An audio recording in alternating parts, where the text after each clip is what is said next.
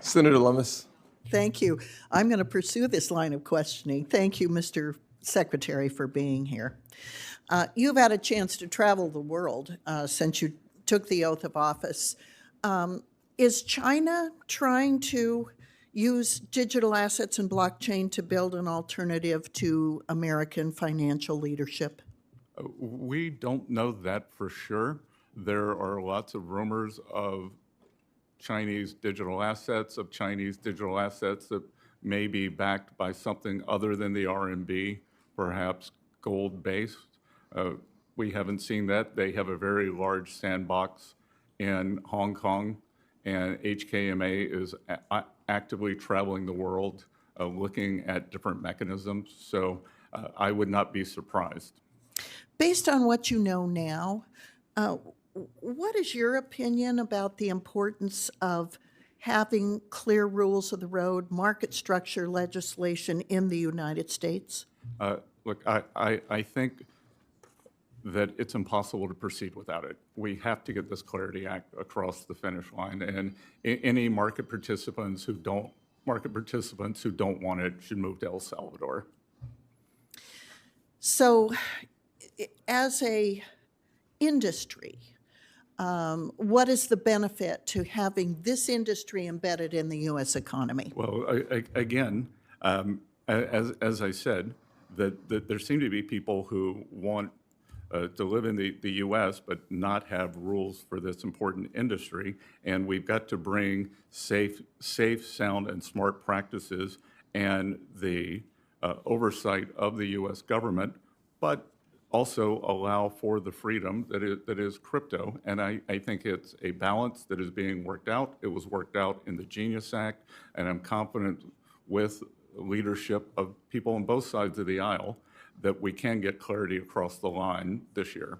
Can you see a day when conventional banks and digital asset banking are offering the same types of products, giving each an advantage to offering a broader array of financial products to the American consumer? I think that can happen over time, and we've actually been working with small and community banks to discuss how they can be part of the digital asset revolution also.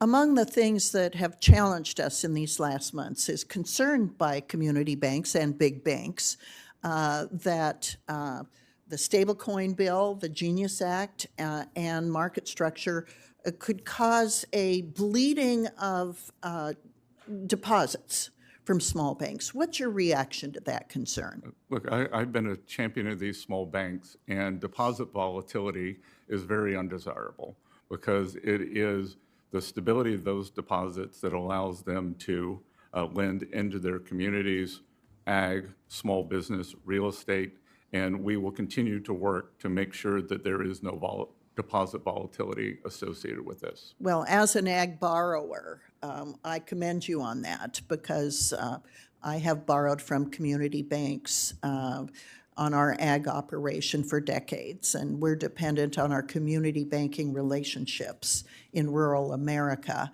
to help sustain us and grow our businesses. So I very much appreciate that. I want to switch to digital asset taxation for just a minute.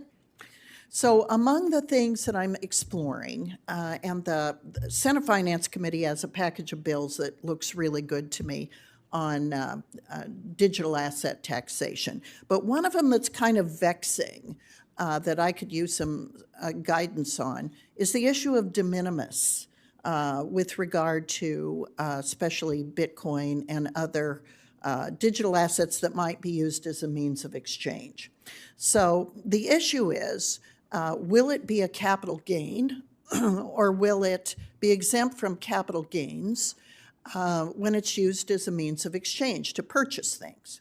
And if it's going to be subject to a capital gain, how do you calculate what the capital gain is? If somebody has a blended portfolio of Bitcoin, some of which were purchased when it was $300, some of which were purchased today at $75,000, and some of which were purchased a year ago at over $100,000. How do you calculate the capital gain? Do you have some thoughts about that, or who I could consult with in your shop? It's a very complicated subject. We'd be very happy to have our Office of Tax Policy work with your team. I'll be over. Thank you, Mr. Secretary. We look forward to seeing you.